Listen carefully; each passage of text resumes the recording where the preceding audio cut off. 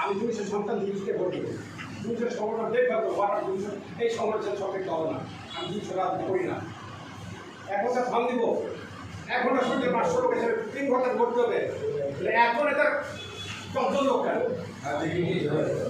আমি যে কথা বলবো সময় আমি যে কথা বলছি কাকে বলবো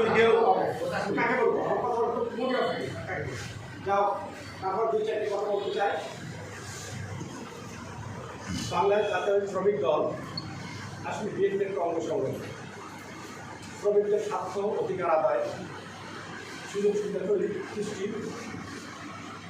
দেশ এবং মানুষের কর্তব্য এবং দেশ প্রত্যেকে মূলত এই দলে পেয়েছে। আমরা বিশ্বাস করি শ্রমিক দল একটি বৃহৎ রাজনৈতিক সংগঠন বিএনপি, এবং এই দল বিএনপি ও দেশ গঠনের বিশেষ ভূমিকা রাখে। কোনো পাইনি, তাই শ্রমিক দলকে অবশ্যই শক্তিশালীভাবে মজবুত হবে এবং শ্রমিক দল ভূমিকা রাখতে হয় সেই সুযোগ আমাদের তৃণমূল থেকে শুরু করে দেশ পর্যন্ত বিস্তৃত হবে। সেটা আমাদের সবাইকে যে যার ভূমিকা আছে সেখানে এবং আমাদের গুরুত্বপূর্ণ ভূমিকা রাখতে হবে। একটা বিষয় বলতে চাই, মাত্র কিছুদিন আগে একটা ফ্যাসিস্ট সংগঠন আওয়ামী লীগ বিনা ভোটে 17 বছর এদেশে রাষ্ট্রীয় ক্ষমতা ছিল এবং দেশ পরিচালনা করে গেছে। শিক্ষা ধ্বংস করেছে, দেশকে বিচারহীন করেছে, সংস্কৃতি ধ্বংস করেছে, অপসংস্কৃতি জায়গা নিয়ে নিয়েছে, তারপর বিদেশি এজেন্ডা বাস্তবায়ন